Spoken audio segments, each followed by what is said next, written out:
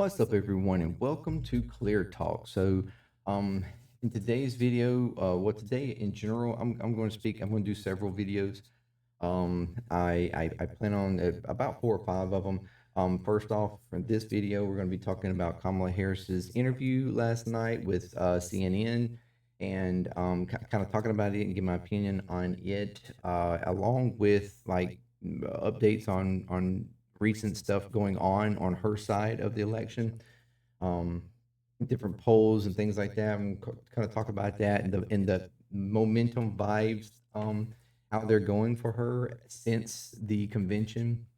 Um, so we're going to talk about that. I'm also going to do a video with Trump, also on that side, what's going on with him, how I feel the vibes or emotions are going, especially since he's gotten the RFK endorsement, and even since then, Tulsi Gabbard's endorsement or whatever, and what I kind of think that means, or if it has any kind of effect. Maybe even touch a little bit on the whole like Bernie to Trump kind of thing, which anyways, and what I think about that. But yeah, we're going to do a video on that. I'm also going to do a video updating on overseas, things going on with Israel, Gaza, Iran, sort of updates there. What has as far as updates go for that right now. And we're going to do a video on that. And then I'm also decided to go ahead and tackle the abortion uh, subject. So I'm going to do a video on that, since I feel like it's going to be probably one of the major, if not the biggest, issue for the election this year. So I'm going to talk about that, my thoughts on it, what I'd like to see happen, what I think will happen. I don't know, perhaps.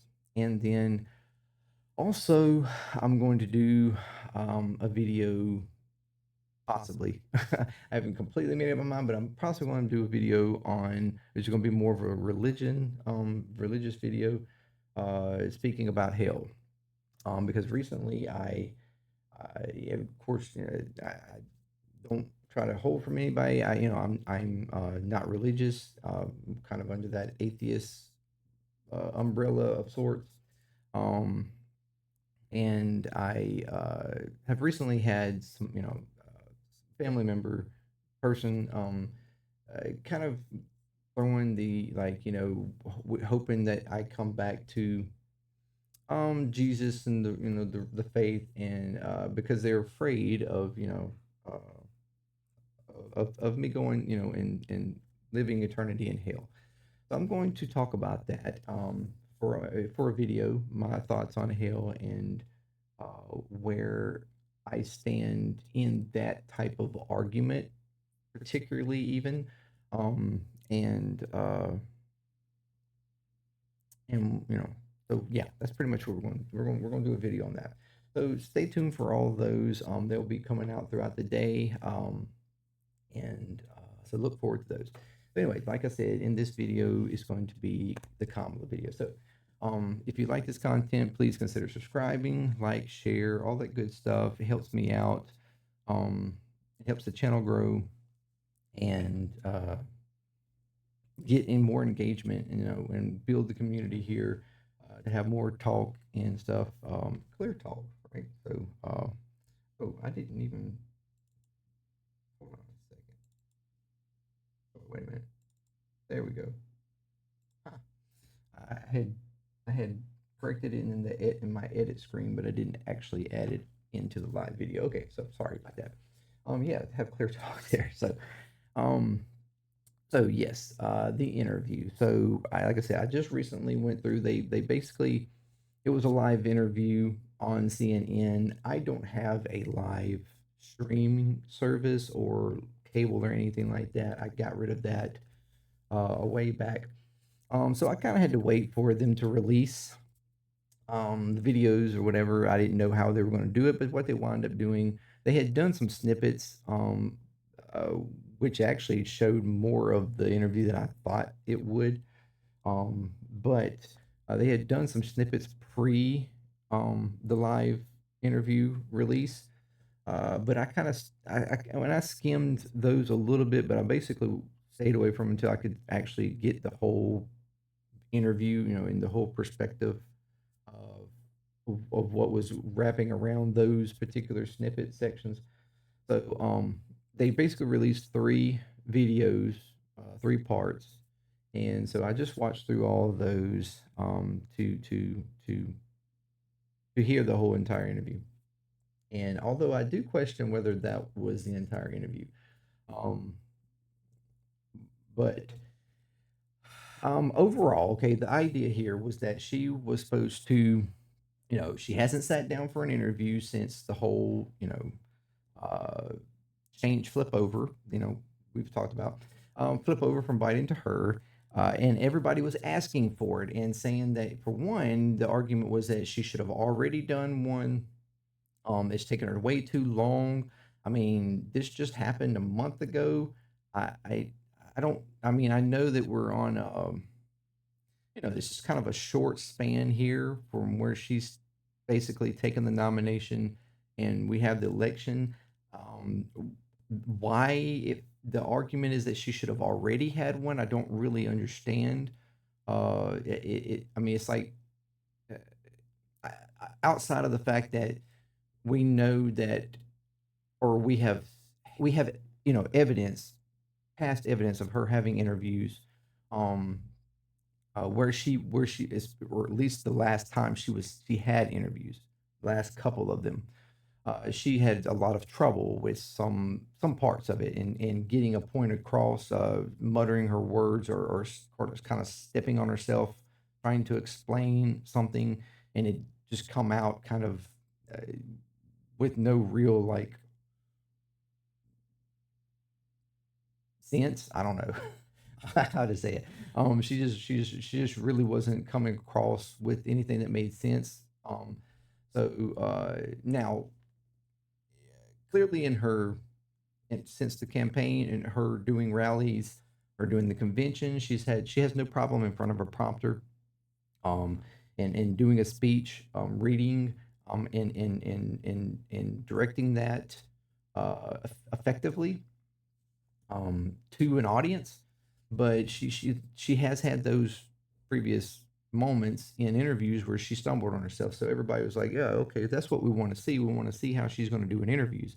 If she can't, if she's still having problems with even just answering simple questions or whatever, and getting her point across clearly and understandably, then, this shows, it shows an issue, with her being president. Like, that's supposed to be some kind of presidential credit, I guess, to be able to answer questions in an interview.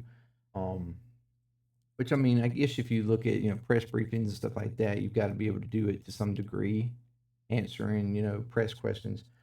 So I mean, I kind of get that, but so yeah, but ultimately, the whole purpose of this was for her to have an interview, answer questions, and, for her, it was just to get through the interview without having any kind of major, like, crazy moments or just stumbling moments, that we have especially recently had from Biden, and what just was really, hurting his whole movement.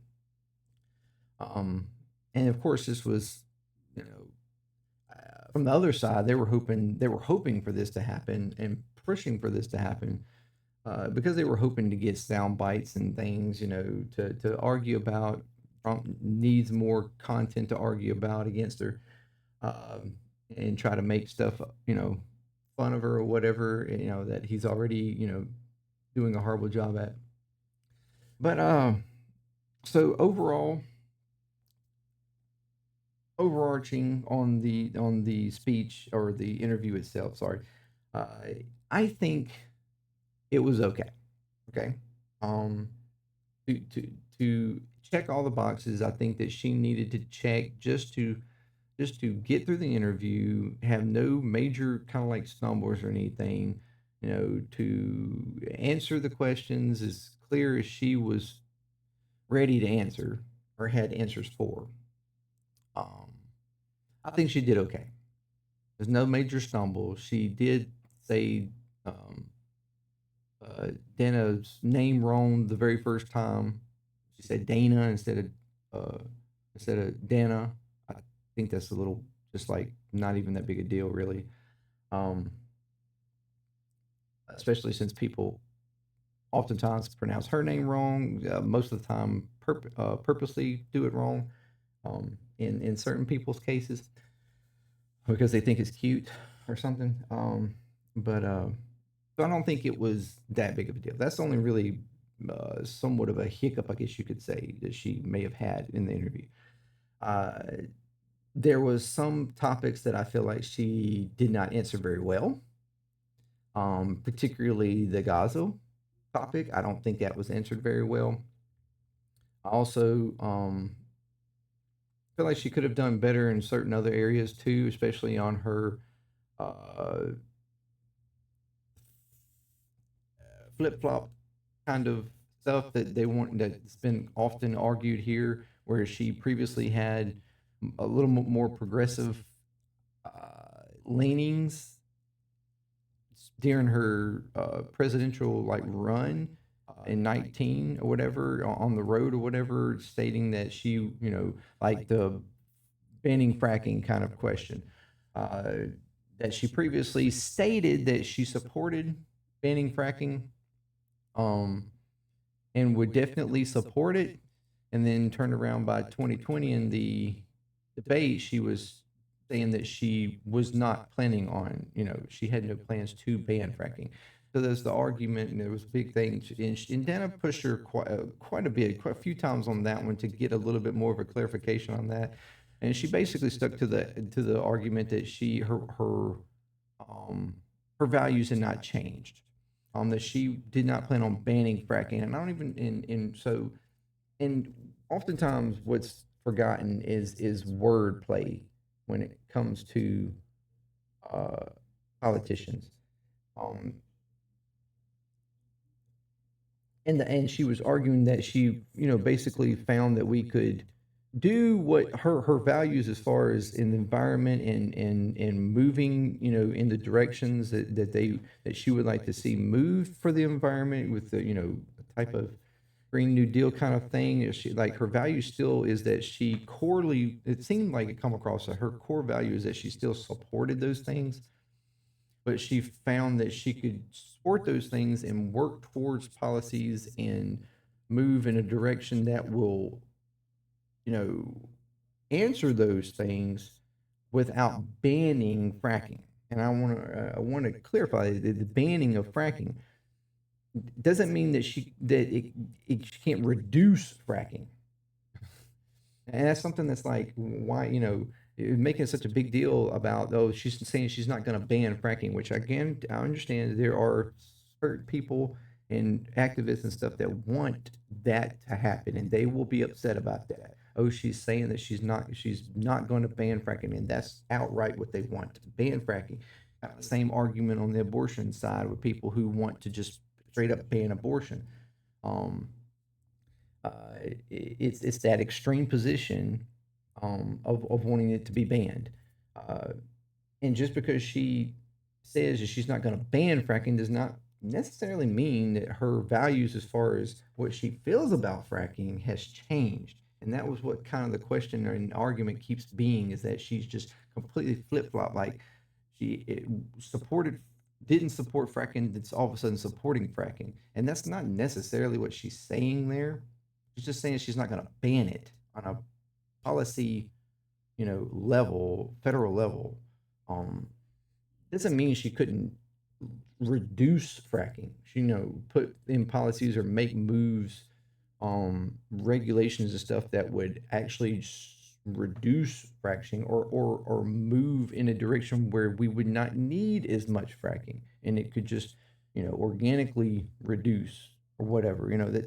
That's not seem to be the argument here. It's like it's just what this sort of black and white, either, like either or kind of argument that she's, making it sound like she's flip-flopped, and I don't really feel like she really has. It sounds to me like she's just tiptoeing that, the question was, are you going to ban fracking? And she's just saying straight up, no, I'm not going to ban fracking. The question wasn't, were you going to lessen it or put policies in that's going to help reduce it or anything like that? That wasn't the question. She answered the question. She said, I'm not going to ban fracking. Um, so it's, I don't, there's, she left room there.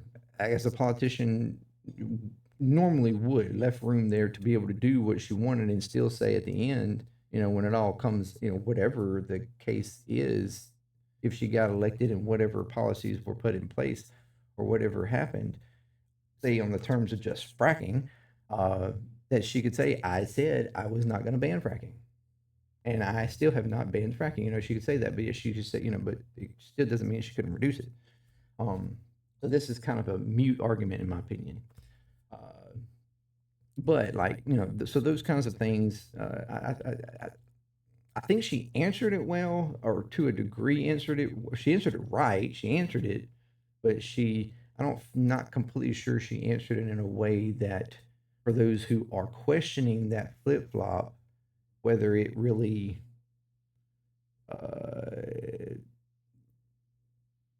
aided in making them feel better about that question. I don't know. But yeah, ultimately for me, the Gaza question was not answered well at all. I didn't like the idea that she, when she basically was stating that she did not plan on changing policy at all. She was just pretty much just sticking to the talking point of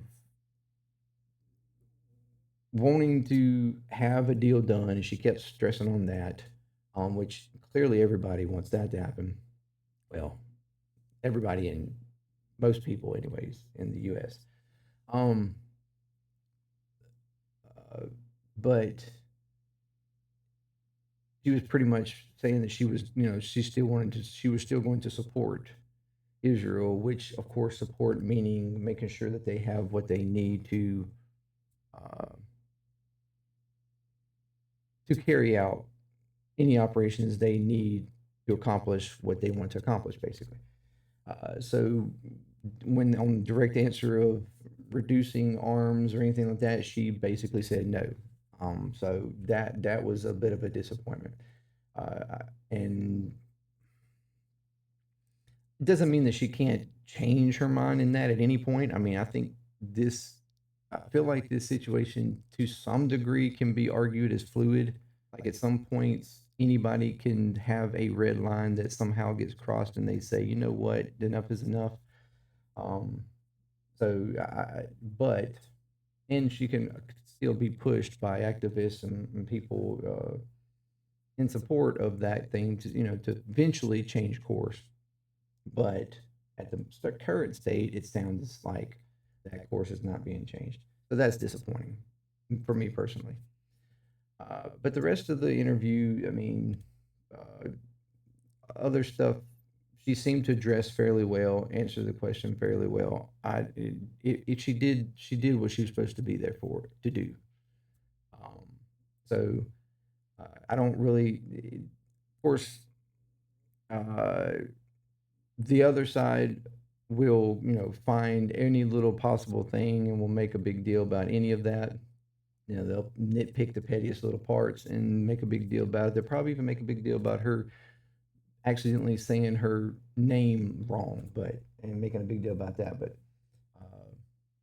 ultimately, I think for a normie person watching it to, feel some sort of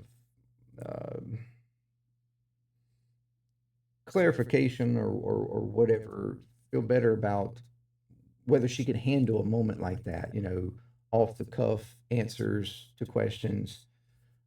I think she did well enough. She certainly didn't have any kind of moment like she previously had. You could argue that she didn't have any really hard hitting questions, maybe, or didn't press her enough on those questions. But there was a few of them that she kind of hit back at her 2 or 3 times that to try to get clarification, but a lot of the rest of them, she just let it go. And yeah, you can argue that, fine. But uh, ultimately, I think it was fine and did what she needed to do. I don't think it's going to hurt her as far as momentum or polling or anything like that. If anything, I feel like the momentum's just going to stay going as far as if any kind of influence this could have. It would just continue going as it is.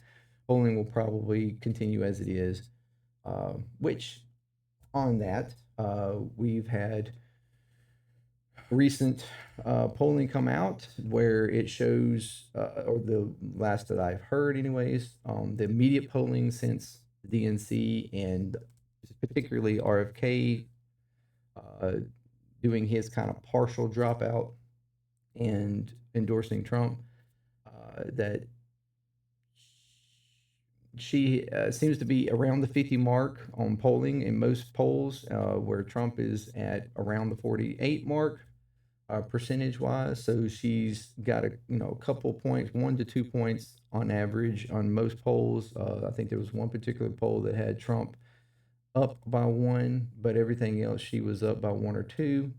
So, but that's just immediate polling. I'm not completely sure that polling completely reflects uh, sentiment after the DNC, but that's the way it goes. But even more importantly is we have had data come out about voter registration, and the uptick in voter registration, particularly on the Democratic side, uh, which has just exploded, specifically in certain demographics, um, like particularly black women, young black women. We have had data where voter registration in which this is only in 13 states. 13 states that have uh, that have had recent data released for voter registration. Um, Young black women is like up 175% as far as registration is concerned, uh, on the Democratic side, uh, and I mean that's like the big one. But in all those demographics,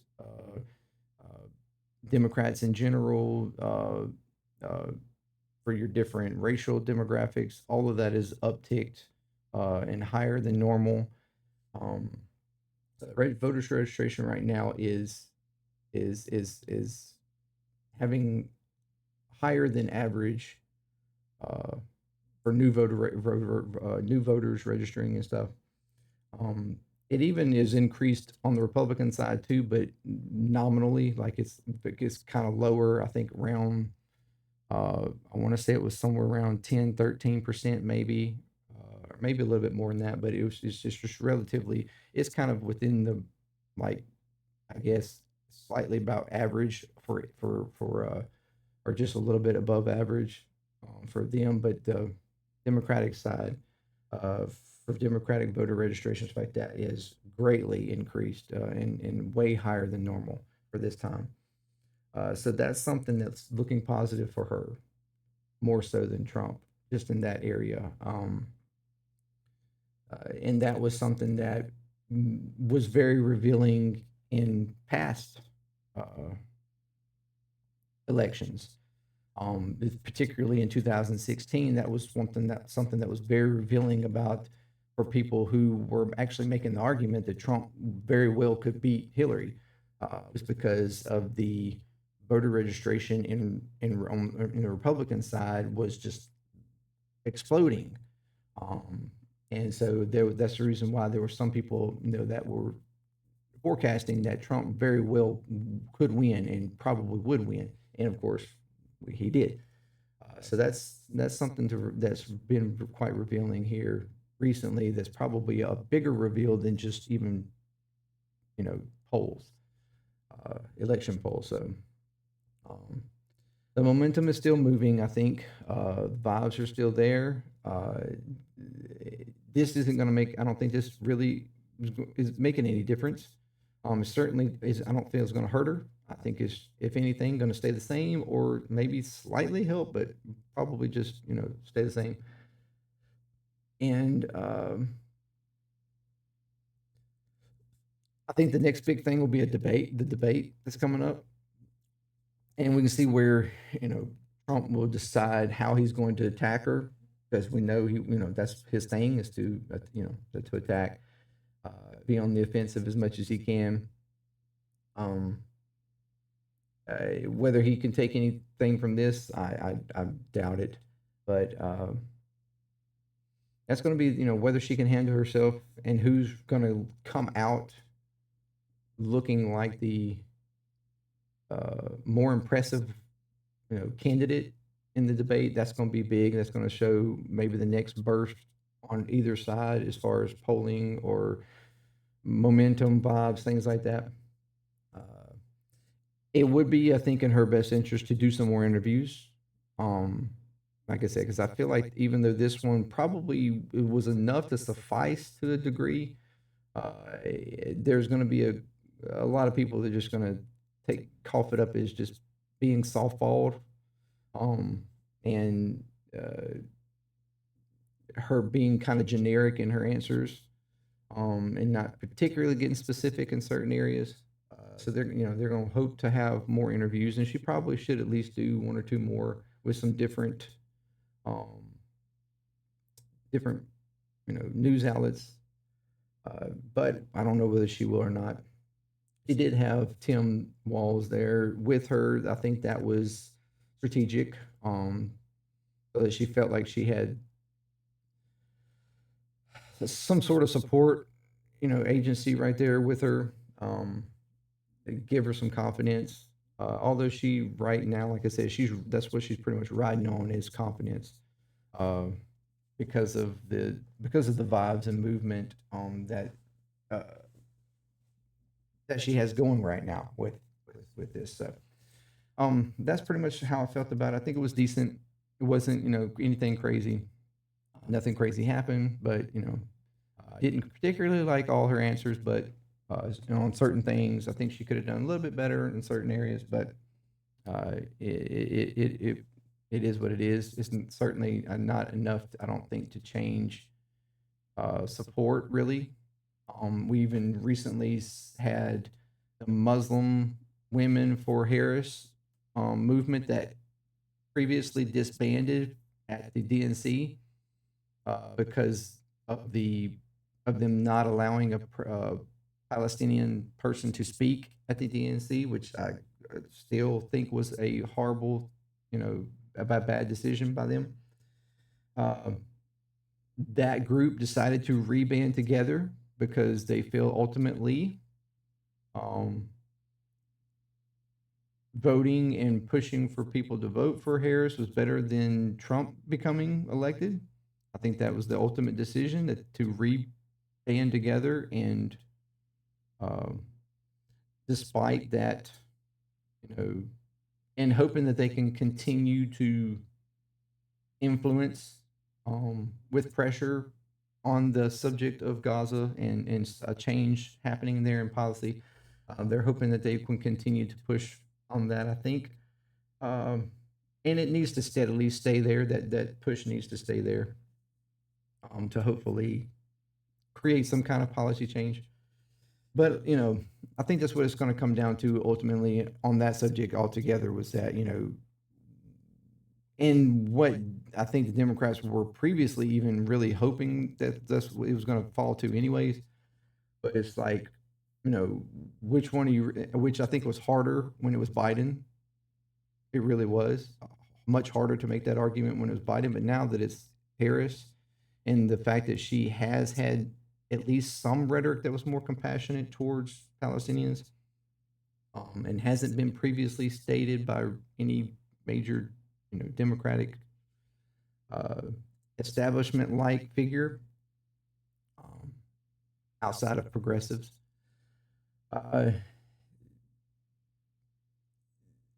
It's an easier argument to be made to, do you want to just not vote for her and accidentally or, inadvertently have Trump get into office where what he's going to do, giving them the green light to do whatever and finish the job as he's stated. So yeah, I,